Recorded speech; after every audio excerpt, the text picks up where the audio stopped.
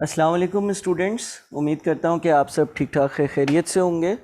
अच्छा जी, आज हम एक जो है वो बिज़नेस फाइनेंस डिसीशंस यानी कि बीएफडी का पास पेपर करने लगे हैं। और ये जो बीएफडी का पास पेपर है इसमें आपके मुख्तलिफ़ कॉन्सेप्ट जो हैं उनकी टेस्टिंग है। मैं पहले ये लिस्ट डाउन कर दूँ कि इसमें किन किन यूज़र्स को फ़ायदा हो सकता है या किन चीज़ों पे ये सवाल जो है ना वो बेस करता है। देखिए, इस सवाल में आप जो चीज़ सीखेंगे ना वो ये है कि आप इसमें मेनली एक weighted average cost of capital यानी कि वैक सीखेंगे। वैक से रेलेवेंट जितने भी कंपोनेंट्स हैं वो सारे components such as market value of equity, market value of debt, cost of equity, cost of debt. इसमें कुछ हद तक कैपिटल एसेट प्राइसिंग मॉडल भी इन्वॉल्व है। ठीक है ना, यानी कि आप CAPM capital asset pricing model जिसमें हम रिस्क फ्री रेट और रिस्क प्रीमियम की बात करते हैं वो सारी चीज़ें भी देखेंगे। इसमें आप जो है वो क्योंकि बॉन्ड की या टीएफसी की वैल्यूएशन भी निकाल रहे हैं इस सवाल में, और उससे रेलेवेंट आईआरआर भी कैलकुलेट हो रहा है तो वो भी देखेंगे। इस सवाल में आपके पास जो है वो कुछ थ्योरी भी है which is relevant to capital asset pricing model. इस सवाल का एक और कंपोनेंट भी है जो कि आपके पास जो है वो ये डिस्कस करता है कि भाई weighted average cost of capital कब डिस्काउंट का के रेट पर यूज़ करना चाहिए, कब यूज़ नहीं करना चाहिए। इस सवाल में आप जो अनगेयरिंग का कॉन्सेप्ट होता है और फिर उसको हम रीगेयर करते हैं वो कॉन्सेप्ट भी पढ़ेंगे और रिवाइज्ड वैक भी कैलकुलेट करेंगे। देखिए, मेनली तो ये सवाल जो है ना वो बीएफडी के स्टूडेंट्स के लिए एक अच्छी प्रैक्टिस है, लेकिन एमएफए के स्टूडेंट्स भी इसको देख सकते हैं और कुछ हद तक फ़ायदा उठा सकते हैं। और उनके लिए मैं कहूँगा कि अगर वो एक लेवल आगे पढ़ें तो ज़्यादा बेहतर होता। इसके अलावा दूसरी जितनी भी प्रोफेशनल अकाउंटेंसी की क्वालिफ़िकेशंस हैं किसी के भी सिलेबस में अगर इनमें से कोई टॉपिक है तो उनके लिए ये बड़ा बेनिफिशियल सवाल है। और ये आईक्यू का जो सवाल है इसके अलावा अगर मार्क्स अगर देखें तो 6, 3, 9, 9, 3, 12, 12, 5, 17, 17 और 5 यानी कि 22 मार्क्स का सवाल है। तो चलें सवाल को देखते हैं। रिक्वायरमेंट ए को जहन में रखते हैं। रिक्वायरमेंट नंबर ए क्या है? Calculate the weighted average cost of capital यानी कि वैक ऑफ केपीएल, यानी कि ये जिस कंपनी की इंफॉर्मेशन दी हुई है उसका मुझे weighted average cost of capital which means कि मुझे उसका वैक कैलकुलेट करना है। ठीक है जी। तो सवाल कहता है recent financial information at 30 November 2020 relating to KP Limited, KPL, a company listed on the Pakistan Stock Exchange is as follows। और कंपनी की ये बैलेंस शीट दी हुई है, उसमें इक्विटी एंड लाइबिलिटीज़ है। इक्विटी एंड लाइबिलिटीज़ में ऑर्डिनरी शेयर्स है ₹50 का एक शेयर, और नंबर ऑफ़ शेयर्स दिए हुए 150 मिलियन रुपीज़ के। रिटेन अर्निंग्स है, उससे टोटल जो इक्विटी है वो आ रही है। उसके बाद जो है वो आपके पास जो है वो अल्लाह भला करें 9% बैंक लोन है, 7% टर्म फाइनेंस सर्टिफिकेट्स यानी कि TFCs हैं। ठीक है। उसके बाद आपके पास जो है वो करंट लाइबिलिटीज़ है, टोटल इक्विटी एंड लाइबिलिटीज़ हैं, नॉन करंट एसेट्स हैं, करंट एसेट्स हैं। ये सारी इंफॉर्मेशन आपको दी हुई है। अदर रेलेवेंट फाइनेंशियल इंफॉर्मेशन, कुछ और रेलेवेंट फाइनेंशियल इंफॉर्मेशन आपको प्रोवाइड करी हुई है, और उसमें आपके पास जो है वो risk free rate of return दिया हुआ है आपको 4.25%। आपको average return on the stock market दिया हुआ है 9.5%, और आपको टैक्स रेट एप्लीकेबल जो होगा 28% वो बताया हुआ है। इसके बाद फर्दर इंफॉर्मेशन में बोलते हैं the current share price of KPL is rupees 122 per share and KPL has an equity beta of 1.3। Company का इक्विटी बीटा जो है ना वो 1.3 है। अब इस सवाल में मेरी ये कोशिश होगी कि मैं आप लोगों को कॉन्सेप्ट्स रिकैप भी करवाता रहूँ, कुछ चीज़ें बताता भी रहूँ। कुछ स्टूडेंट्स ऐसे हैं कि जिनकी नॉलेज में जो है वो इजाफ़ा भी हो रहा होगा, और मैं इस सवाल में थोड़ा सा जो है ना चीज़ों को लेंदी लेकर जाऊँगा। सवाल में जो है वो डिटेल में थोड़ा सा चीज़ें जो है ना वो डिस्कस करूँगा मैं। तो बात सारी है कि यहाँ पर एक कॉन्सेप्ट है इक्विटी बीटा का, इक्विटी बीटा लिखा हुआ है, तो इसको मैं डिस्कस करना चाहूँगा।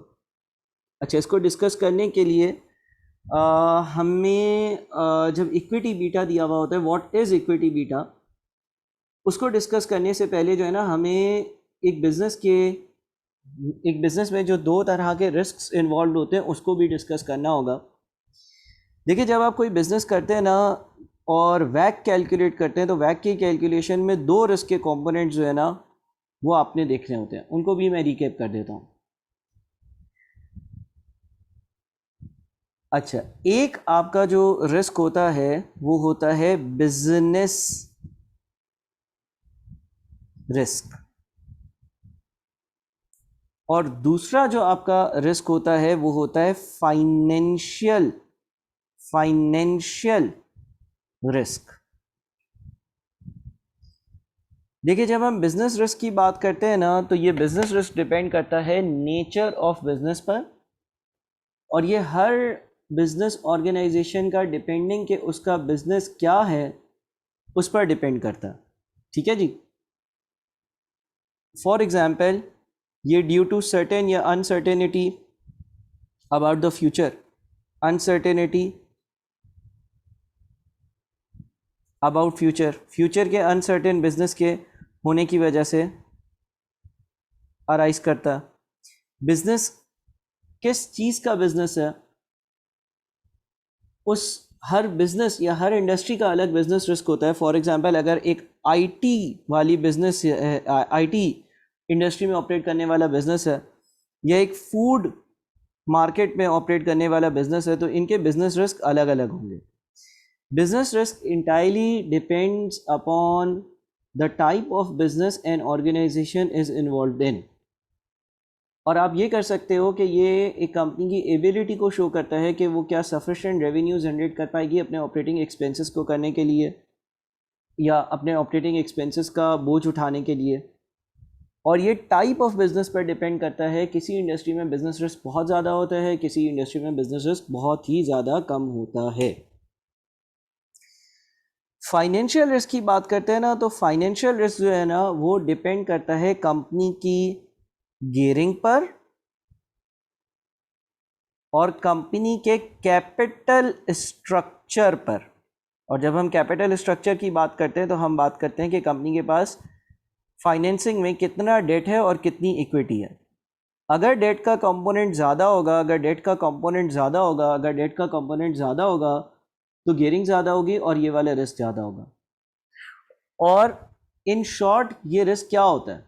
ये रिस्क होता है कि इक्विटी शेयर होल्डर्स बहुत कम या कोई रिटर्न हासिल नहीं करेंगे, इस बात का रिस्क। अब कंपनी में जितना डेट ज़्यादा होगा, जितनी गियरिंग ज़्यादा होगी, उतना इंटरेस्ट का एक्सपेंस ज़्यादा होगा, जितना इंटरेस्ट का एक्सपेंस ज़्यादा होगा उतने इस बात के चांसेस कि कंपनी जो है वो आसानी से अपने शेयर होल्डर्स को पेमेंट कर सके, ये मुश्किल हो जाता है। जब आप ये दो रिस्क समझ लेते हैं, दो अलग अलग तरह के रिस्क, तो फिर हम जो है वो इक्विटी बीटा और एसेट बीटा पर आते हैं। दो तरह के बीटा आपको पता होने चाहिए। ये कहलाता है बीटा एसेट या एसेट बीटा, बीटा एसेट या एसेट बीटा, और एक कहलाता है बीटा इक्विटी या इक्विटी बीटा। ठीक है जी। अच्छा जी, अब सबसे पहले देखते हैं कि बीटा एसेट क्या है। बीटा एसेट का एक और नाम भी है, और बीटा एसेट जो है ना उसका एक और नाम है अनलेवर्ड बीटा।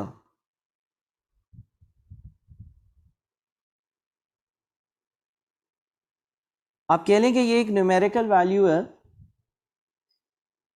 जो कंपनी के बिजनेस रिस्क को रिफ्लेक्ट करती है। यानी कि बीटा एसेट क्या है? Reflects business risk only. Beta asset reflects business risk only. और बिजनेस रिस्क क्या होता है वो डिपेंड करता है कि किस टाइप का हम बिजनेस कर रहे हैं। यानी कि बीटा एसेट जो है ना वो बिजनेस रिस्क को सिर्फ और सिर्फ रिफ्लेक्ट कर रहा होता है। जितना ज़्यादा बीटा एसेट प्रोबेबली उतना ज़्यादा रिस्क। लेकिन इसमें डेट का कोई भी इम्पैक्ट शामिल या इनकॉर्पोरेटेड नहीं होता। अच्छा, जब हम बीटा इक्विटी की बात करते हैं ना तो इसको हम लोग लिवर्ड बीटा भी बोलते हैं। ठीक है, ये इसका दूसरा नाम है। और ये वो बीटा होता है जो कंपनी के डेट के इम्पैक्ट को भी इनबिल्ट या इनकॉर्पोरेट करता है। यानी कि आप कह सकते हो कि reflects both business risk and financial risk, दोनों चीज़ों को इनकॉर्पोरेट कर ये बीटा बनता, बीटा इक्विटी, ठीक है ना।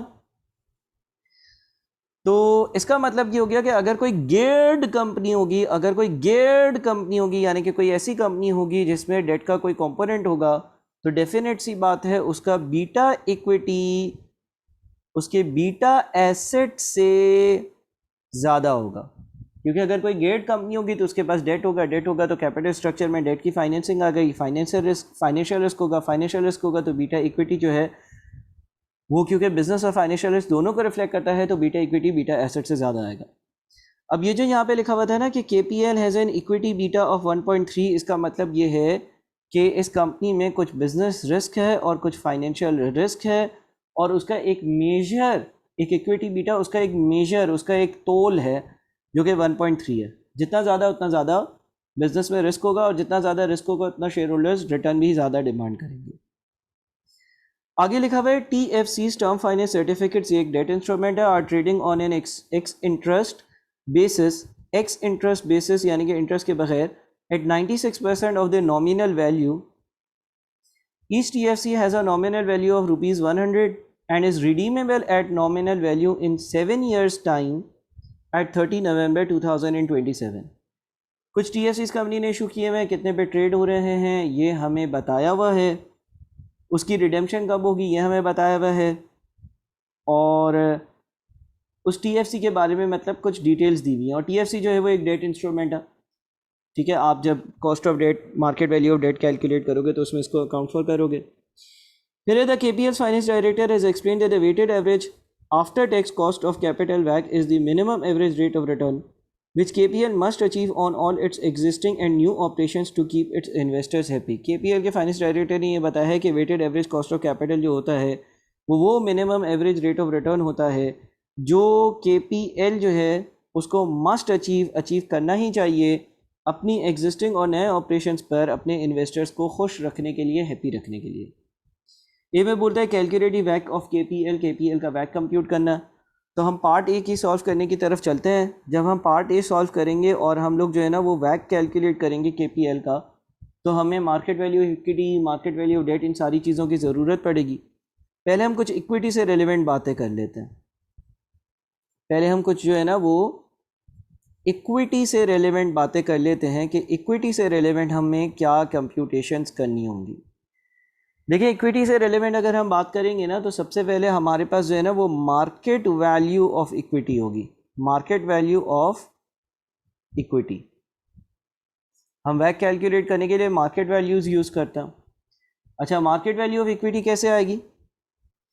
देखिए, आपके पास 150 मिलियन के शेयर्स हैं और 50 रुपये का एक शेयर है। तो पहले तो आप नंबर ऑफ़ शेयर्स मालूम कर लें। 150 मिलियन को आप डिवाइड कर दें 50 से। जब आप 150 मिलियन को 50 से डिवाइड करते हैं तो 150,000,000 डिवाइडेड बाई 50 ये बन जाता है आपका 3 मिलियन।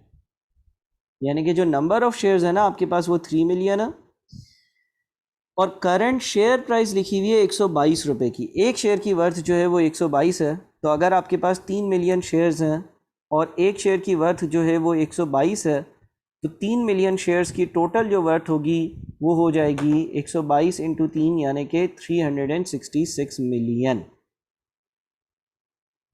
ये मार्केट वैल्यू ऑफ इक्विटी है, ठीक है। यानी कि जो आपकी मार्केट वैल्यू है इक्विटी की, उसकी वर्थ कितनी है। अच्छा, इसी तरह से हमारे पास जो है ना वो आपको ज़रूरत पड़ सकती है डेट के मार्केट वैल्यूज़ की। तो डेट में हमारे पास क्या क्या कंपोनेंट्स हैं? एक हमारे पास TFC है, टर्म फाइनेंस सर्टिफिकेट्स या TFCs हैं। और सवाल में ये लिखा हुआ है कि जो TFC हैं वो 96% ऑफ द नॉमिनल वैल्यू पर ट्रेड हो रहे हैं। और अगर नॉमिनल वैल्यू 100 रुपये की है तो इसका मतलब 100 वाले TFC 96 की मार्केट वैल्यू रखता है। और अगर 96 की मार्केट वैल्यू रखता है, यहाँ पर हमारे पास 150 मिलियन के TFCs आ रहे हैं 7% वाले। अच्छा, ये जो यहाँ पर वैल्यू लिखी हुई होगी ये इसकी ओरिजिनल जितने पे इशू हुए होंगे वो वैल्यू होगी, यानी कि 100 के हिसाब से होगी। अब इसकी मार्केट वैल्यू इस हिसाब से नहीं है, तो आपने इसको एडजस्ट करना है। 150 को 100 से डिवाइड कर दिया 96 से मल्टीप्लाई कर दिया, 150 डिवाइडेड बाई 100 मल्टीप्लाइड बाई 96, यह आ जाता है आपका 144 मिलियन। ठीक है जी। इसके बाद क्या और कोई ऐसा कंपोनेंट है जिससे आपकी फंडिंग हो रही है? तो आपके पास एक 9% बैंक लोन है। देखें, बैंक लोन भी आपके पास जो है ना, वो आपकी एक वैट का हिस्सा बनना चाहिए, वो आपकी फंडिंग कर रहा है, और उसकी वैल्यू जो है वो, जो बैंक लोन है उसकी वैल्यू तो बैंक लोन की वैल्यू तो एज इट इज़ 50 मिलियन ही है, उसमें कोई दो राय नहीं है। ठीक है ना, वो तो एज इट इज़ दी हुई है। तो ये हमारे पास मार्केट वैल्यूज़ की वर्किंग हो गई। हमने हर वैक का जो कंपोनेंट होगा उसकी मार्केट वैल्यूज़ कैलकुलेट कर ली। अब हम आ जाते हैं कि के ई या के डीज़ क्या होंगे ना, के ई के डी की ज़रूरत होती है। अच्छा, सबसे पहले हम लोग जो है वो कॉस्ट ऑफ इक्विटी की वर्किंग करते हैं। अगर हम कॉस्ट ऑफ इक्विटी की वर्किंग करेंगे, और कॉस्ट ऑफ इक्विटी के लिए हम लोग जो है ना वो यूज़ कर लें capital asset pricing model. Capital asset pricing model, जिसको हम कैपिम कहते हैं। तो कैपिटल एसेट प्राइसिंग मॉडल के हिसाब से के ई यानी कि कॉस्ट ऑफ इक्विटी कैलकुलेट करने का तरीका जो है वो है risk free rate of return, risk free rate of return plus beta equity multiplied by risk market rate of return minus risk free rate of return. देखिए, कोई इक्विटी में क्यों इन्वेस्ट करता है? कोई इक्विटी में इसलिए इन्वेस्ट करता है कि उसको risk free rate of return से ज़्यादा रिटर्न मिले, यानी कि जो risk free rate of return की इंस्ट्रूमेंट्स होते हैं उनसे ज़्यादा कमाएं। तो इसका के ई जो होगा वो risk free rate of return जो कि 4.25% सवाल में दिया हुआ है, प्लस बीटा इक्विटी जो कि 1.3 है, जो बिजनेस और फाइनेंशियल रिस्क को मेजर करता है। मार्केट में जो एवरेज रेट ऑफ रिटर्न मिल रहा है वो 9.5% है, और risk free rate of return जो है ना वो 4.25% है। ये ब्रैकेट एक्चुअली मार्केट का रिस्क प्रीमियम कैलकुलेट करता है। 9.5 माइनस 4.25 जो है वो आपको ये बता रहा है कि आपको risk free rate of return से मार्केट में 5.25% का ज़्यादा एवरेज रिटर्न मिल रहा होता है, मल्टीप्लाइड बाय 1.3। आपका जो शेयर है उसमें रिस्क ज़्यादा है, 1 से ज़्यादा है। 1 होता अगर बीटा इक्विटी तो उतना ही रिस्क होता है जितना मार्केट में है, तो ये 6.825 आया, प्लस 4.25 कर देते हैं इसमें, तो ये 11.075% आ रहा है। 11.075%, 11.075% आपका के ई यानी कि कॉस्ट ऑफ इक्विटी बनता है। ठीक है जी। अब हम आते हैं टी एफ सीज़ की कॉस्ट पर। अच्छा, जब हम टी एफ सी की कॉस्ट की बात करेंगे ना, तो हमें ये पता होना चाहिए कि के डी जो है ना, के डी किसी भी डेट इंस्ट्रूमेंट के के डी उसके आई आर आर यानी कि इंटरनल रेट ऑफ रिटर्न के बराबर होता है, और इस सवाल में के डी दिया हुआ ही नहीं है। तो अगर के डी नहीं दिया हुआ ना, तो हमें के डी कैलकुलेट करना होगा। और के डी कैलकुलेट करना कैसे होगा कि किसी भी डेट इंस्ट्रूमेंट का के डी उसका आई आर आर होता है, किसी भी डेट इंस्ट्रूमेंट का के डी उसका आई आर आर होता है, किसी भी डेट इंस्ट्रूमेंट का के डी उसका आई आर आर होता है। तो हमें IRR कैलकुलेट करना पड़ेगा। अब अगर TFC से रेलेवेंट यहाँ पर आप इन्फॉर्मेशन देखते हैं, तो आपको TFC की मार्केट वैल्यू पता है। एक TFC की 96 पर ट्रेडेबल है, रिडीम होगा 100 पर 7 सालों बाद। हर साल क्या इंटरेस्ट पे करना होगा? आपके पास यहाँ पे लिखा हुआ है 7% टर्म फाइनेंस सर्टिफिकेट्स हैं, 7% वाले हैं लिखा। तो हर साल 7 रुपये का डिविडेंड पे करना रिटर्न पे करना होगा, और 28% जो एप्लीकेबल टैक्स रेट है। तो देखिए, जो इन्फॉर्मेशन दी हुई है ना, हमारे पास टैक्स रेट दिया हुआ है हमें 28%। हमें ये पता है कि 7% वाले TFCs हैं, यानी कि इंटरेस्ट का रेट दिया हुआ है। हमें उसकी जो करंट मार्केट वैल्यू है 96 वो दी हुई है, और हमें 7 सालों बाद की रिडेम्पशन वैल्यू जो है ना 100 रुपये वो दी हुई है। इसका मतलब ये हो गया कि अगर मैं इसके कैश फ्लोज ड्राफ्ट करूँगा तो यह नंबर 0 1 2 3 4 5 6 7, अगर आज कोई ये TFC ख़रीदेगा उसको 96 का मिलेगा, बदले में उसको जो है वो पहले साल के आखिर में 7% यानी कि 7 रुपये का रिटर्न मिलेगा। अच्छा, ये अप्लाई होता है नॉमिनल वैल्यू पर, तो 100 का 7% इस 7। लेकिन अगर टैक्स का रेट 28% है और हम कंपनी के पर्सपेक्टिव से बात कर रहे हैं, तो कंपनी को 7 रुपये का नहीं, 7 मल्टीप्लाइड बाई 1 माइनस 28% इतना रिटर्न पे करना होगा, ये इतनी उसकी नेट कॉस्ट बन रही होगी, है ना। हमने ये पढ़ा हुआ है कि भाई डेट इंस्ट्रूमेंट भी नेट कॉस्ट जो है वो कम हो जाती है। तो ये 5.04 यानी कि पहले साल का खर्चा 5.04 होगा, दूसरे साल का खर्चा 5.04 होगा, तीसरे साल 5.04 का इंटरेस्ट पे हो रहा होगा नेट आफ्टर टैक्स, फिर 5.04, फिर 5.04, फिर 5.04, और फिर आखिरी साल 5.04 और 100 यानी कि 105.4। क्यों? क्योंकि रिडेम्पशन होगी। जब रिडेम्पशन होगी तो क्या होगा? जब रिडेम्पशन होगी तो आपको जो नॉमिनल वैल्यू है वो भी तो पे करना होगी। अब आप क्या करोगे? आप जो है वो लेट से डिस्काउंट फैक्टर्स कैलकुलेट कर लो कुछ, ठीक है ना। और लेट से हम डिस्काउंट फैक्टर्स जो है कैलकुलेट कर लेते हैं। अच्छा, इस पर आप जो है वो एनवीटी वाला फॉर्मूला भी अप्लाई कर सकते हो क्योंकि हर साल की सेम अमाउंट आ रही है। लेकिन अगर आप लेट से डिस्काउंट फैक्टर्स अप्लाई करते हो और एज्यूम कर लो कि आप जो है ना वो डिस्काउंट फैक्टर अप्लाई कर लेते हो फॉर एग्जांपल लेट से 5%, तो पहला डिस्काउंट फैक्टर 1 होगा, फिर 1 डिवाइडेड बाई 1.05 यानी कि 0.952, फिर वापस से इसको 1.05 से डिवाइड करेंगे तो 0.907, फिर वापस से इसको 1.05 से डिवाइड कर देते हैं अगला फैक्टर ढूंढने के लिए तो 0.864, फिर वापस से 1.05 से डिवाइड कर देते हैं तो 0.823, फिर वापस से 1.05 से डिवाइड कर देते हैं तो 0.784, फिर वापस से 1.05 से डिवाइड कर देते हैं तो 0.746,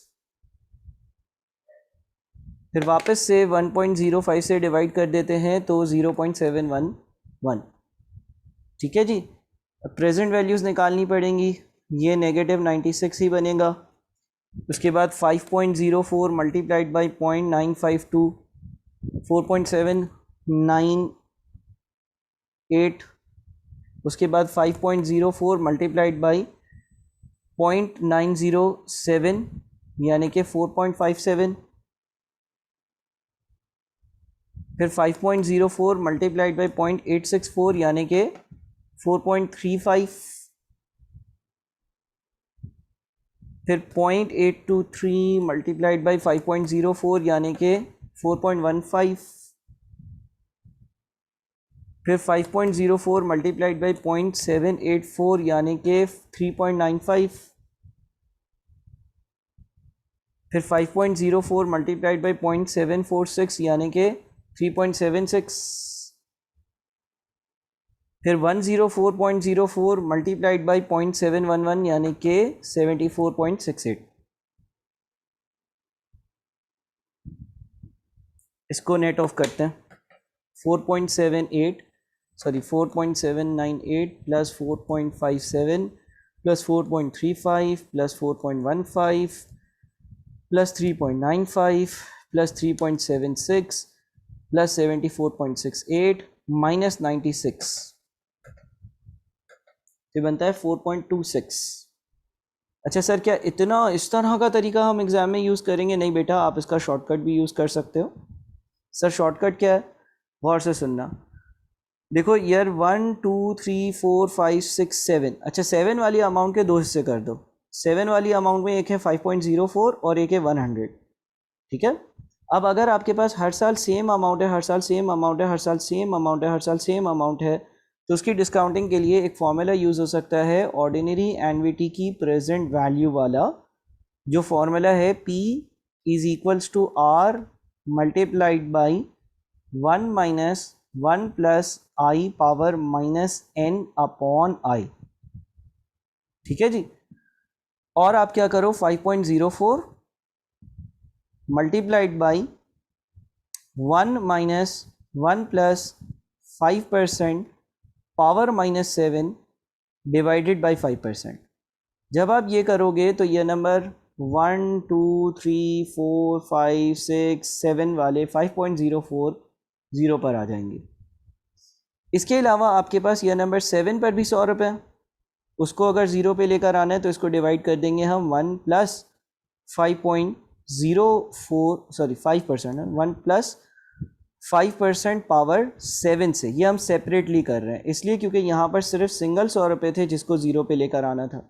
बाकी ईयर 1 2 3 4 5 6 7 के जो 5.04 रुपीज़ थे उसको हमने जो है वो एक फॉर्मूले से डिस्काउंट किया। तो इसको आप ज़रा सॉल्व करें, इसको आप आराम से तसल्ली से सॉल्व करें और देखें आंसर क्या बनता है आपका। 1.05 की power -7, 1 minus answer divided by 0.05 multiplied by 5.04 plus 100 divided by 1.05 की पावर 7। ये बनता है आपके पास 100.23। 100.23 इन सब की प्रेजेंट वैल्यू बनती है और इसमें से ये 96 आप हटा दो। 100.23 माइनस 96, ठीक है जी। एक मिनट में वापस से ज़रा चेक कर लूँ। 1.05 की पावर -7 डाल दी, ठीक है जी, और डिवाइड कर 1 में से आंसर माइनस किया, 0.05 से डिवाइड किया, मल्टीप्लाई किया 5.05 से 04 से, प्लस किया 100 डिवाइड बाई 1.05 की पावर 7। 100.23 आया, उसमें से 96 को माइनस किया तो हाँ 4.23 आ रहा है, ठीक है जी। राउंडिंग ऑफ की वजह से 4.26 और 23 वाला मसला है, अदरवाइज नहीं होता, यानी कि आप इस तरह से भी निकाल सकते हो। अब देखें IRR वो परसेंटेज होती है जिस पे NPV 0 हो, यहाँ पर NPV पॉजिटिव 4.26 है। तो अब हमें क्या करना पड़ेगा, हम एक और रेट ले लेते हैं। फॉर एग्जांपल आप सेम काम जो है ना 10% से करो, 10% से नए डिस्काउंट फैक्टर्स निकालो, उनकी नई वाली प्रेजेंट वैल्यू निकालो और फिर NPV निकालो। एक तो ये तरीका लम्बा वाला। दूसरा तरीका सीधा सीधा 5.04 multiplied by 1 minus 1 plus 10% power -7 divided by 10% plus 100 divided by 1 plus 10% power 7। ये प्रेजेंट वैल्यूज़ आ गई, इसमें से माइनस कर दिया 96। तो 1.1 की power -7, 1 minus answer divided by 0.1 into 5.04 plus 100 divided by 1.0। अरे क्या करा मैंने, क्या पावर मैंने सही ली है, 96 माइनस, अच्छा जी, ये आ रहा है -20.15, यानी कि जब 10% का डिस्काउंट फैक्टर लेंगे ना तो आंसर -20.15 आता है। अब IRR में अगर किसी को ख़ास मसला है तो वो मुझसे डिस्कस कर सकता है। मैंने एज्यूम किया कि आपको IRR निकालना आता है, तो 10% पर यानी कि वर्किंग्स कुछ हद तक आती हैं। अब ये हमारे पास दो रेट्स आ गए, यानी कि हमें पता है कि जब A परसेंटेज या हम जब 5% यूज़ कर रहे हैं तो जो हमारे पास NPVA यानी कि जो NPV आ रही है वो 4.26 आ रही है। फिर हमें ये पता है कि जब B% यानी कि हम लोग 10% यूज़ कर रहे हैं तो जो NPVB है यानी कि जो NPV आ रही है वो -20.15 आ रही है। IRR का फॉर्मूला क्या है, IRR is equals to A% plus NPVA divided by NPVA minus NPVB multiplied by B minus A%। अब इसका मतलब 5% प्लस NPVA यानी कि 4.26 divided by 4.26 minus -20.15 multiplied by B minus A% यानी कि 10 माइनस 5 का परसेंट। तो आपके पास ये बन जाएगा, आप इसको सॉल्व करें, 20.15 और 4.26 तो ऐड हो जाएगा, फिर 4.26 divided by answer into 5 plus 5, ये बनता है 5.87%, ठीक है जी। 5.87% आप चेक कर लीजिएगा, ये IRR बनता है। और किसी भी बॉन्ड का जो IRR होता है वही उसके KD के बराबर होता है। तो KD जो है हमारे पास TFCs का वो 5.87% है और ये आफ्टर टैक्स है, क्योंकि यहाँ पर जितने भी मैंने कैश फ्लोज यूज़ किए थे वो आफ्टर टैक्स यूज़ किए थे, ठीक है जी। अच्छा, इसके अलावा और क्या था हमारे पास, एक और कंपोनेंट बैंक लोन का था। बैंक का लोन 9% है, 9% का बैंक का लोन है, वो प्री टैक्स होगा ये। तो 9% को भी हम मल्टीप्लाई कर देते हैं 1 माइनस 28% से, यानी कि बैंक लोन जो है उसका KD पोस्ट टैक्स जो होगा 9 को 0.72 से मल्टीप्लाई किया तो 6.48% आ रहा है, 6.48%। ठीक है, अब ये वैल्यूज़ आप नोट करें, फिर आप स्क्रॉल डाउन करिएगा। अब हम अपना वैक कैलकुलेट करते हैं। वैक या weighted average cost of capital is equals to market value of equity. Market value of equity 366 million है, ठीक है ना। Market value of equity 366 million है, ये रही। और KE जो है वो 11.075% है, तो 366 मिलियन इंटू 11.075% प्लस फिर TFCs की जो मार्केट वैल्यू है 144 मिलियन है, और रेट हमने कैलकुलेट किया 5.87%, तो 144 मिलियन मल्टीप्लाइड बाई 5.87%। और जो बैंक का लोन है वो कितना है, 50 मिलियन है, बैलेंस शीट में देखिएगा। ठीक है जी, 50 मिलियन है, और उस 50 मिलियन पर जो हम रेट पे कर रहे हैं वो अभी हमने कैलकुलेट किया 6.48%। 6.48%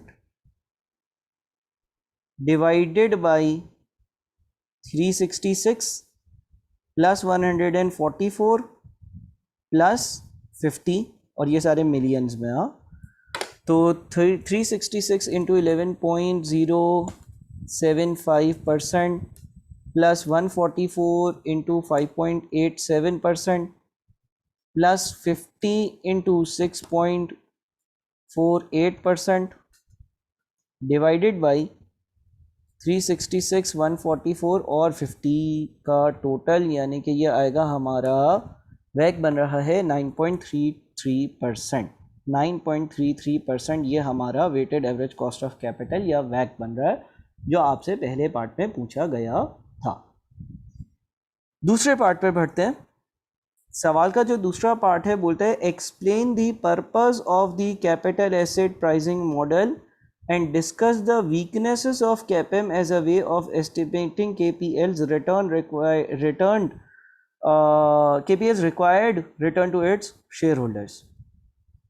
CAPM या कैपिटल एसेट प्राइसिंग मॉडल का आप पर्पस, मकसद बताओ, और ये डिस्कस करो कि इस मॉडल में क्या वीकनेसेस हैं अगर आप किसी कंपनी का या इस कंपनी का रिक्वायर्ड रिटर्न कैलकुलेट करते हो। तो इसको डिस्कस करते हैं, और डिस्कस कुछ इस तरह से करेंगे कि मैं एक काम करता हूं कि ICAP का आंसर पेस्ट कर कर ना आप लोगों के साथ उसको रीड कर कर कर, क्योंकि ये थियोरेटिकल एरिया लिखने बैठूंगा तो आपको पता है कि बहुत देर होगी, लेकिन डिस्कस भी करना, तो हम जो है वो ICAP के आंसर को जो है ना वो पेस्ट कर कर और इसको डिस्कस कर लेते हैं, इस एरिया को जो थियोरेटिकल एरिया है हमारे। ठीक है जी, अच्छा जी, चलें जी, ये हमारा पार्ट बी का आंसर है। अब ज़रा गौर से सुनिएगा, कोई बात अगर पूछनी हो तो ज़ाहिर है आप जो क्लास का जो हमारे ग्रुप्स हैं उस पर आप पूछ सकते हैं। इसमें लिखा हुआ है the capital asset pricing model, जिसको हम CAPM कहते हैं, डिस्क्राइब्स द रिलेशनशिप बिटवीन क्या, systematic risk to the investor and expected return for assets, particularly stocks, in exchange for accepting the specific level of systematic risk। अब बात सारी यहाँ पर आती है कि भाई ये जो सिस्टमेटिक रिस्क की का जिक्र करा जा रहा है, तो ये आखिर सिस्टमेटिक रिस्क क्या है, ये सिस्टमेटिक रिस्क क्या है। जैसे कि मैंने आप लोगों को कहा था कि इस लेक्चर को थोड़ा सा प्रोलॉन्ग कर कर, और मैं कोशिश ये करूँगा कि चीज़ें जो हैं वो डिस्कस करूँ, तो मुझे जो है वो इसमें सिस्टमेटिक रिस्क भी डिस्कस करना है, और उसके लिए मैं आप लोगों के जो है वो ब्रीफली, डिटेल में नहीं लेकिन ब्रीफली जो है ना वो सिस्टमेटिक रिस्क जो है ना उसको समझा दूंगा, और उसके लिए कुछ चीज़ें मुझे यहाँ पर पेस्ट करनी पड़ेंगी सिस्टमेटिक रिस्क के हवाले से। ठीक है, थोड़ा सा ये सवाल शायद मैं सॉल्व करने में ज़्यादा टाइम लूँ, लेकिन कुछ छोटे मोटे जो यहाँ वहाँ के कॉन्सेप्ट्स होते हैं वो आपके रिकैप हो जाएंगे, वो भी मैं डिस्कस कर लूँगा, तो आप लोगों का फ़ायदा हो जाएगा। वैसे भी ये 22 मार्क्स का सवाल है, एक सिग्निफिकेंट मार्क्स होते हैं। ठीक है जी, तो मैंने अपने सिस्टमेटिक रिस्क का जो रेलेवेंट हैंडआउट है ना उससे कुछ एक्सट्रैक्ट यहाँ पर कॉपी किए हैं, और इसमें क्या लिखा हुआ है देखिए, इसमें लिखा हुआ है systematic risk also known as market risk, ये इसका दूसरा नाम है. This is the risk that can not be diversified because it affects the market as a whole and all investments in the market in the same way. Systematic risk एक ऐसा risk होता है जिसको डाइवर्सिफाई नहीं किया जा सकता. कुछ चीज़ें डाइवर्सिफाई करी जा सकती हैं ना, यानी कि किसी एक पर्टिकुलर चीज़ में रिस्क है तो आपने हेजिंग कर ली, यानी कि कुछ यहाँ पर काम कर लिया, कुछ यहाँ पर काम कर लिया, ठीक है ना. एक आपके पास 100 रुपये थे तो आपने 100 रुपये कहीं इन्वेस्ट करने थे तो आपने 100 रुपये एक साथ एक ही जगह पर इन्वेस्ट नहीं करे, बल्कि 100 में से 25 एक जगह पर इन्वेस्ट करे, 25 दूसरी जगह पर इन्वेस्ट करे, 25 तीसरी जगह पर इन्वेस्ट करे, बांट दिए. तो बोलते हैं भाई सिस्टमेटिक रिस्क जो है ना वो डाइवर्सिफाइफिकेशन से ख़त्म नहीं किया जा सकता because it affects the market as a whole, क्योंकि ये पूरी की पूरी मार्केट को इम्पेक्ट करता है and all investments in the market in the same way. यानी कि आईटी की कंपनी है, फार्मास्यूटिकल कंपनी है, ठीक है ना, और लेट से कोई कंपनी है ऑटोमोबाइल्स की. आपके पास 100 रुपये थे, आपने जो है ना वो 33.33% यहाँ इन्वेस्ट कर दिए, 33.33% यहाँ इन्वेस्ट कर दिए, 33.33% यहाँ पर इन्वेस्ट कर दिए. ये कहलाता है आपने अपने पैसे डाइवर्सिफाई कर दिए. कोविड आ गया तो इधर से कमाने लगे और इधर से कमाने लगे. हालात बेहतर हो गए तो प्रॉबेबली कोई बीमारियाँ ख़त्म हो गई तो इधर से कमाने लगे, इधर से कमाने लगे. यानी कि 3 अलग अलग सेक्टर्स में इन्वेस्टमेंट कर दी ना आपने, अपने पैसों की डाइवर्सिफिकेशन कर ली. तो वो बोलते हैं सिस्टमेटिक रिस्क एक ऐसा रिस्क होता है जो इस डाइवर्सिफिकेशन से कम नहीं किया जा सकता. This type of risk is beyond the control of investors. For example inflation, rise in unemployment rates, currency fluctuation. Currency के ऊपर नीचे होने की वजह से, इन्फ्लेशन के इंक्रीज होने की वजह से, अनएम्प्लॉयमेंट रेट की वजह से, ये सारे सेक्टर्स पर कोई ना कोई इम्पैक्ट आएगा. इस तरह के रिस्क को हम सिस्टमेटिक रिस्क कहते हैं. पहली बात तो सर क्या कोई अनसिस्टमेटिक रिस्क भी होता है? हाँ. क्या लिखा हुआ है? अनसिस्टमेटिक रिस्क क्या है? This is a risk that can be diversified because it effects an individual investment, arises due to factors specific to an industry or a company. For example, a new competitor in the marketplace, a shift in management, a regulatory change. Unsystematic risk एक share holder diversify कर सकता है. Unsystematic risk एक share holder जो है वो reduce कर सकता है, क्योंकि वो एक ऐसा रिस्क होता है जो किसी एक ख़ास मखसूस कंपनी, फैक्ट्री, इंडस्ट्री पर ही इम्पेक्ट करता है. तो आप अपने पैसे बांट दो, वो वाली बात, उसको हम अनसिस्टमेटिक रिस्क कहते हैं. Implications of systematic and unsystematic risk है. By investing in a wide range of different security, investors can eliminate unsystematic risk. In a well diversified portfolio, the unsystematic risk is therefore zero. अगर एक well diversified portfolio तो उसमें तकरीबन unsystematic risk zero होगा, क्योंकि आपने अपने पैसे जो है वो diversify किए हुए होंगे. Investors should therefore not require any additional return to compensate them for unsystematic risk. The only risk for which investors should want a higher return is systematic risk. फिर वो ये बोलता है कि भाई इन्वेस्टर जो है ना, क्योंकि वो अपने हाथ में उनकी डाइवर्सिफिकेशन है, वो कर सकते हैं और वो डाइवर्सिफाई करें और डाइवर्सिफाई कर और अपने पैसे जो है वो अलग अलग जगह पर बांट के लगाएं. क्यों लगाते हैं? एक जगह पर लगा सकते हैं अलग अलग बांट कर, और अपना अनसिस्टमेटिक रिस्क जो है वो ज़ीरो कर सकते हैं. तो इसीलिए किसी भी कंपनी के शेयर्स में जब इन्वेस्टमेंट करी जाती है तो उसके बदले में जो उसको इन्वेस्टर को कंपनसेशन दी जाती है वो उसके सिस्टमेटिक रिस्क की दी जाती है. अनसिस्टमेटिक रिस्क के लिए किसी किस्म की कोई भी कंपनसेशन नहीं होती है. हम एज्यूम करते हैं कि एक इन्वेस्टर वेल डाइवर्सिफाइड होगा. अब इस आंसर पर आते हैं. इससे बोला the capital asset pricing model describes the relationship between systematic risk to the investor and expected return for assets, particularly stocks, in exchange for accepting the specific level of systematic risk. हम investor को capital asset pricing model के तहत जो investor का return calculate करते हैं उसकी investments पर, वो सिस्टमेटिक रिस्क के लिए कैलकुलेट करते हैं. और सिस्टमेटिक रिस्क और अनसिस्टमेटिक रिस्क की मज़ीद डिटेल जो है वो अगले कुछ लेक्चर्स में भी पोर्टल पर आप लोगों के पास अवेलेबल है. The practical limitations to applying CAPIP in practice is finding the required information. The beta is based on a statistical analysis of historical price data which may not hold in the future. Beta जिसकी हमने बात करी, beta equity, beta asset, जिसमें risk का component शामिल होता है, जिसके लिए हम जो है वो इन्वेस्टर को कंपनसेशन देते हैं, वो पिछले या हिस्टोरिकल डेटा की बेसिस पर कैलकुलेट हुआ होता है और फ्यूचर में भी ऐसा ही हो ये ज़रूरी नहीं है. ये इसकी एक लिमिटेशन है. ज़ाहिर है जब हम capital asset pricing model use करते हैं और उस पर बीटा यूज़ करते हैं तो वो हिस्टोरिकल बेसिस पर क्या हुआ था और कैसे फाइनेंशियल और बिजनेस रिस्क रहे, उस बुनियाद पर कैलकुलेट होता है. It is difficult to estimate a single value for future equity return on the market and risk free rate of return. हमें इसमें risk free rate of return भी चाहिए होता है. Risk free rate of return यानी कि अगर किसी किस्म का कोई भी रिस्क नहीं होता तो क्या रिटर्न मिलता. As there are so many variable and uncertainties, particularly when the WACC is used to predict long-term future returns of shareholders. यानी कि इन शॉर्ट वो ये कहना चाह रहे हैं कि भाई जितने भी वेरिएबल्स यूज़ होते हैं ना हमारे पास फॉर्मूले में, वो वेरिएबल्स हमारे पास बहुत सारी तरह के अवेलेबल होते हैं और कौन सा वेरिएबल हम यूज़ करें ये हमें जज या डिसाइड करना पड़ता है. Also, the theoretical assumption underlying CAPM can also be challenged, as CAPM assumes a perfect capital market and that all investors have diversified investment portfolio. In reality, markets are only semi-strong form efficient and investors are not always rational and well diversified. अब ये semi-strong efficient market का क्या मतलब है, strong form efficient का market का क्या मतलब है, weak form efficient market का क्या मतलब है, ये एक separate lecture में हमने discuss किया है और वो ज़रूर देखिएगा efficient market hypothesis के lectures. लेकिन यहाँ पर एक बड़ी ही कोई गहरी बात इसने कर दी. इसने बोला कि कैपएम एज्यूम करता है कि इन्वेस्टर्स वेल डाइवर्सिफाइड है. वेल डाइवर्सिफाइड का मतलब कि अनसिस्टमेटिक रिस्क के लिए उनको किसी किस्म की कोई कंपनसेशन नहीं देनी है. हम एज्यूम करते हैं कि एक इन्वेस्टर जो है उसने अलग अलग सेक्टर्स में इन्वेस्ट किया हुआ होगा और वो वेल डाइवर्सिफाइड होगा. लेकिन इन रियल लाइफ ऐसा ज़रूरी थोड़ी है. एक इन्वेस्टर आपकी कंपनी में इन्वेस्ट करता है, उसने 100 अलग अलग कंपनीज में थोड़ा थोड़ा अपना अमाउंट इन्वेस्ट किया हो, ऐसा प्रैक्टिकली होता नहीं है. It makes no distinction between the ways in which a security provided returns, example dividend और शेयर प्राइस इंक्रीज.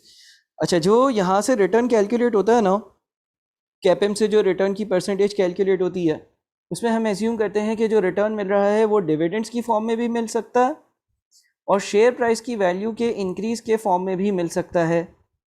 और इसमें ये जो है वो डिस्टिंक्शन नहीं पैदा करता. हालांकि दोनों के अपने फ़ायदे और नुकसान हैं और कुछ इन्वेस्टर्स एक चीज़ चाहेंगे और दूसरे इन्वेस्टर्स कुछ और चीज़ चाहेंगे. तो ये बहरहाल आपने अपने वर्ड्स में लिखना था, 3 मार्क्स के लिए लिखना था, इतने मसले की बात नहीं है, उसने बड़ा डिटेल में लिखा है. दूसरा बात था comment on the finance director statement regarding the role of WACC as KPL's minimum average rate of return.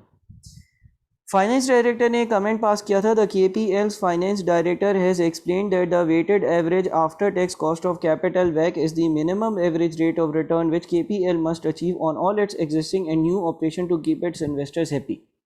Finance director ने कहा था कि जो WACC है ना वो रिटर्न है जो कम अज़ कम KPL को अपने शेयर होल्डर्स को कमा कर देना चाहिए और इस पर वो खुश रहेंगे. इसके बारे में आपने कमेंट करने हैं. ठीक है जी, तो चलें आप आईकेप का आंसर दोबारा से इसका डिस्कस कर लेते हैं. मैं आईकेप के आंसर को पेस्ट करूंगा.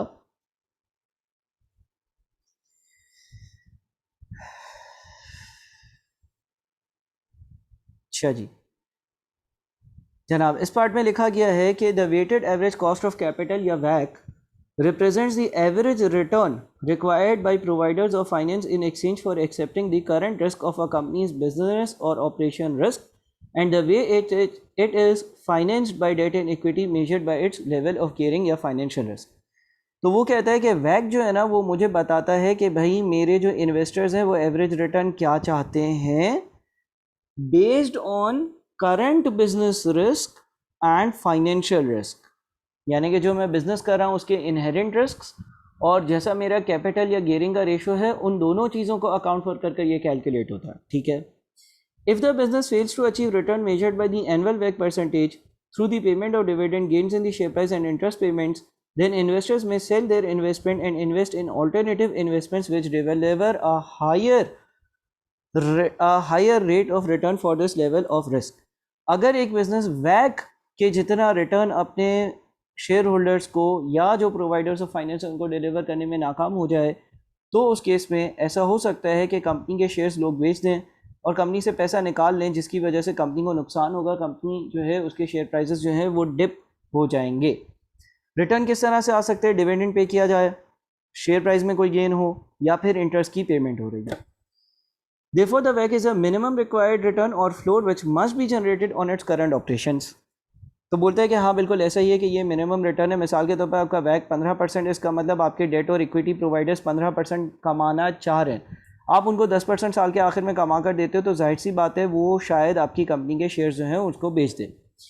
Additionally, any further expansion must also generate this minimum return, otherwise new projects will lower the average return to investors and they must decide to divest and invest in alternative higher paying investments. Additionally वो बोलता है कि कोई भी अगर expansion हो रही हो तो उधर से जो minimum return आ रहा हो किसी नए project से वो भी जो है वो ज़्यादा होना चाहिए, वरना वो एवरेज रिटर्न को कम ना कर दे। यानी कि करंटली आप जो है वो 16% कमा रहे थे, अब आप एक प्रोजेक्ट में जा रहे हो जहाँ पर 10% कमाओगे आप, और लेट से यहाँ पे भी 100 रुपये इन्वेस्ट कर रहे हैं, यहाँ पे भी 100 रुपये इन्वेस्ट कर रहे हैं। पहले 100 रुपये पे 16% कमा रहे थे, ठीक है ना, या लेट से पहले 100 रुपये पे आप 16% कमा रहे थे, अब एक प्रोजेक्ट सामने आया, आपने उधर 50 रुपये डाल दिए, 50 रुपये 16% पर ही रहने दिए, 16% जो है उस पर 50 कमा रहे हो, बाकी 50 किसी और प्रोजेक्ट में डाले, वहाँ 10 कमा रहे हो। तो अब इवेंचुअली आप जो है वो अपने 100 रुपये पर 8 और 5 यानी कि 13 कमा रहे हो, यानी कि आपकी परसेंटेज गिर गई। तो ऐसा भी नहीं होना चाहिए। If the company does not achieve the minimum rate, then the value of the company and the wealth of the shareholders will decline as shareholders sell the shares and the share prices fall. अगर company इतना minimum नहीं कमा कर देती है तो company के share holders shares बेचना शुरू हो जाएंगे, और शेयर्स जब वो बेचेंगे तो शेयर्स की वैल्यू गिरेगी, तो शेयर्स की वैल्यू गिरेगी तो इवेंचुअली कंपनी की वैल्यू भी गिर जाएगी। जनाब अगला पार्ट क्या है? Discuss the circumstances under which KPL's current वैक can be used as a discounted for new project investment appraisal and indicate other matters to determine a suitable discount rate that could be adopted when it is appropriate to use the current WACC. बोलता है कि मैं अगर कोई नया project करने जा रहा हूँ, अगर मैं नया प्रोजेक्ट करना जा रहा हूँ, मेरा वैक फॉर एग्जांपल अभी 9% है, तो सेम वैक डिस्काउंटिंग के लिए यूज़ करूँगा या नहीं? अगर सेम करूँगा तो सही है, और अगर सेम नहीं करूँगा तो क्यों चेंज करूँगा, कैसे चेंज करूँगा? तो ये डिस्कस कर लेते हैं। ये एक और आपके पास जो है वो थियोरेटिकल पार्ट है। इस सवाल में बहुत ज़्यादा थ्योरी आई थी आई बिलीव, और 22 मार्क्स का सवाल था। तो आपने जो है वो ये चीज़ नोट करनी है कि आपके पास जो है ना वो बहुत सारी थ्योरी भी आपके सवालों में या सवालों का हिस्सा बन सकती है, सवालों में आ सकती है। अच्छा जी, तो जनाब मैं ज़रा पेस्ट कर दूँ आंसर्स को।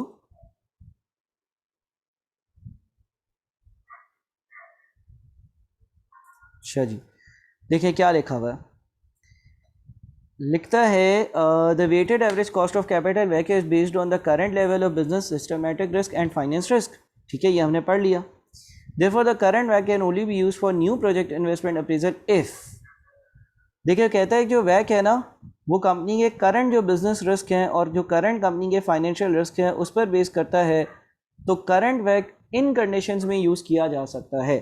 अ न्यू प्रोजेक्ट, अगर आप कोई नया प्रोजेक्ट कर रहे हो, has the same business risk as the company. मिसाल के तौर पर एक आईटी वाली कंपनी थी, वो कोई और प्रोजेक्ट कर रही है जो आईटी प्रोजेक्ट ही है, तो बिजनेस रिस्क सेम है। लेकिन अगर एक कंपनी आईटी का बिजनेस कर रही थी और अब वो ऑटोमोबाइल्स में इन्वेस्टमेंट कर रही है, तो उस इंडस्ट्री के नेचर अलग है, उसका बिजनेस रिस्क अलग है और उसको अकाउंट फॉर करना पड़ेगा। तो अगर तो आपका नया प्रोजेक्ट सेम बिजनेस रिस्क में है एज अ कंपनी, तो फिर तो कोई बात नहीं है। Otherwise the business risk changes. A new project में be on a different industry so have different systematic risk to the company. इसका मतलब ये हो गया कि अगर जो है वो कंपनी जो है वो किसी नए प्रोजेक्ट में जा रही है और उस नए प्रोजेक्ट का बिजनेस रिस्क चेंज है, तो आपने रिवाइज बैक कैलकुलेट करना होगा based on new business risk. The existing capital structure is maintained, so financial risk is unchanged. This means that same proportion of debt and equity must be maintained throughout the life of a new project.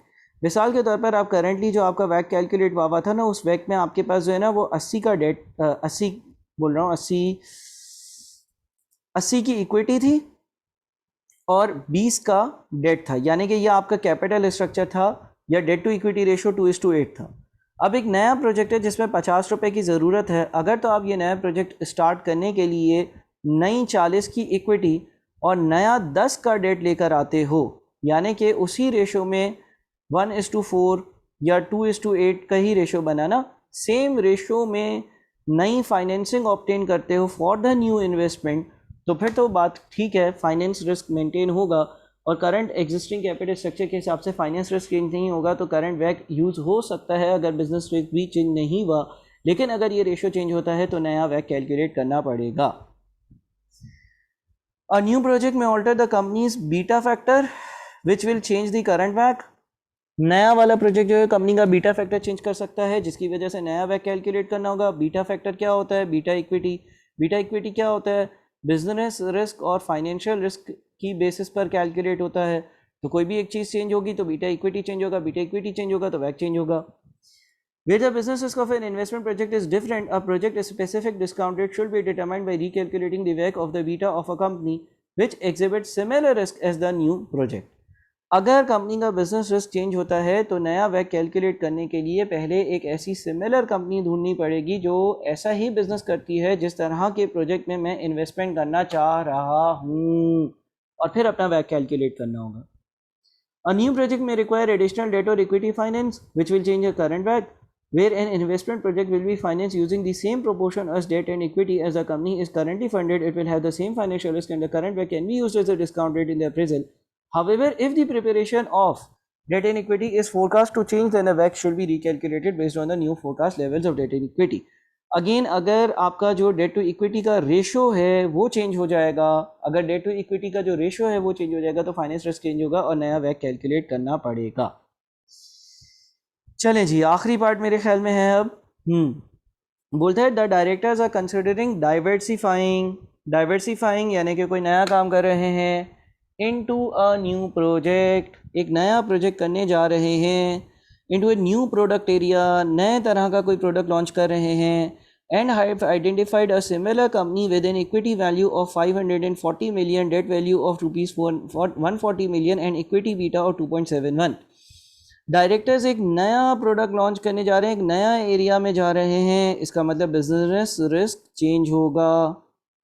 और उन्होंने एक similar company देखी है जिसका equity beta 540 है, date की value 140 है और उसका इक्विटी बीटा जो है ना वो 2.71 है. इक्विटी बीटा में बिजनेस रिस्क और फाइनेंशियल रिस्क दोनों की अकाउंटिंग हुई होती है. Also, KPL will need to borrow a further 25 million at the same interest rate as the current bank loan. और कंपनी नया उधार लेगी, जब कंपनी नया उधार लेगी तो उसका जो debt to equity ratio current वाला है वो चेंज हो जाएगा. In order to develop and launch the new diversified product, determine a suitable risk-adjusted discount rate to evaluate the new diversified product.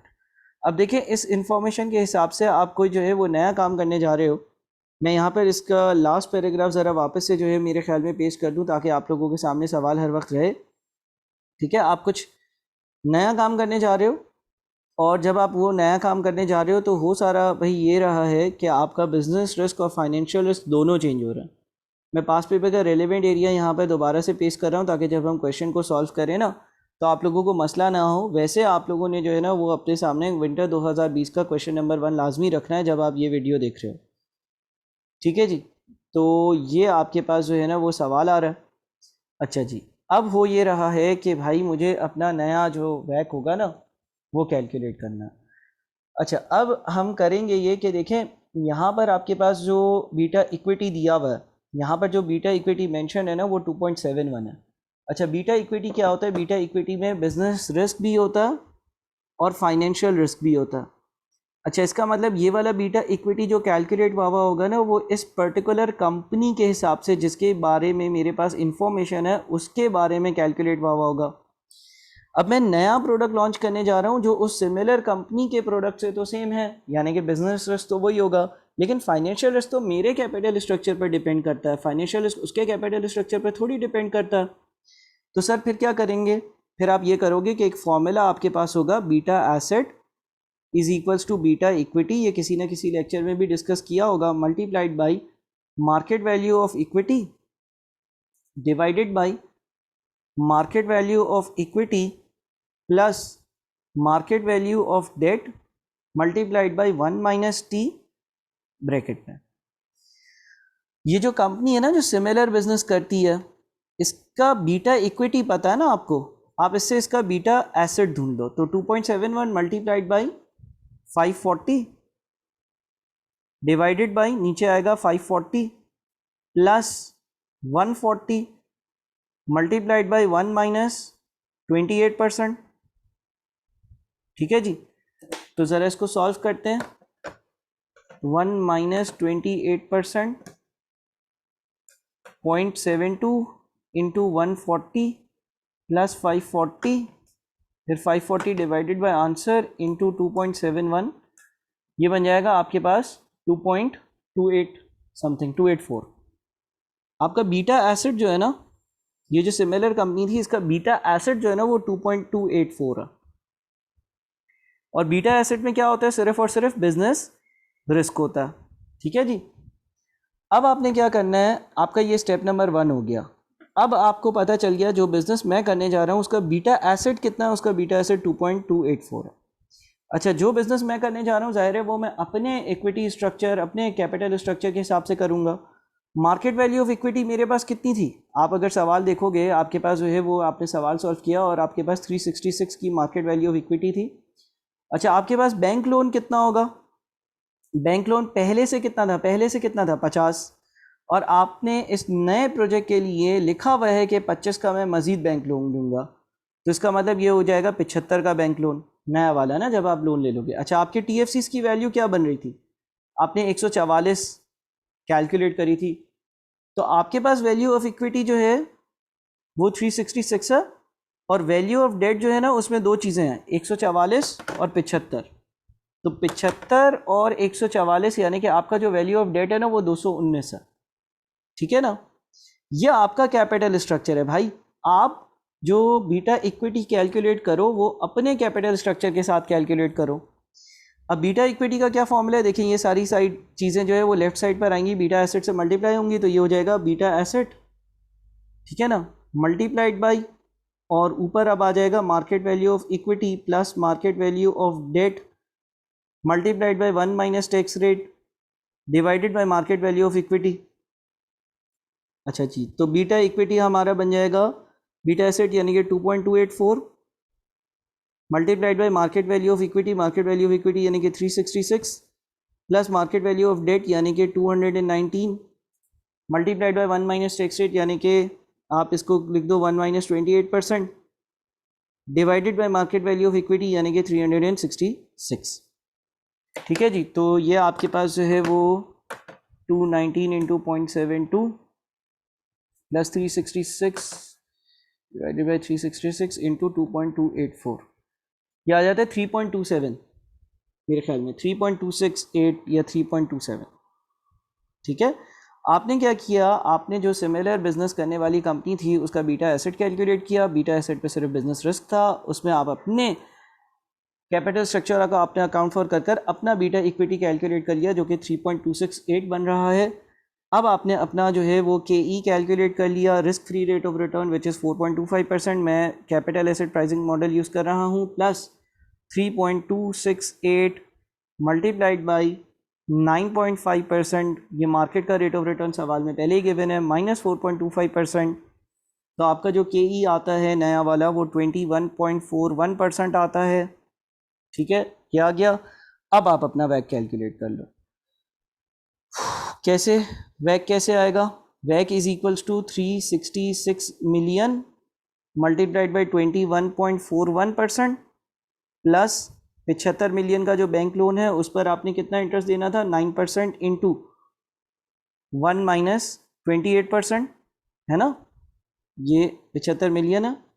अच्छा, प्लस इसके अलावा आपके पास जो 144 मिलियन के TFCs थे उसका मैंने जो IRR या KD निकाला था, कहाँ चला गया, बहुत बड़ा सवाल है, 5.87%, 5.87%, और नीचे जो है वो 366, 75 और 144 सब आ जाएगा। तो अब इसको finally 366 into 21.41% plus 75 into 0.09 into 0.72 plus 144 into 0.0587 और डिवाइड कर दिया इसको 366 प्लस 75 प्लस 144, यानी कि ये आपका बन जाएगा 15.67%। फाइनली ये सवाल सॉल्व हुआ, अच्छे से इसको देखें, कंप्लीट करें और फिर जो है वो मुझसे डिस्कस कर लें अगर कोई मसला है तो on the group. Thank you, अल्लाह हाफ़िज़।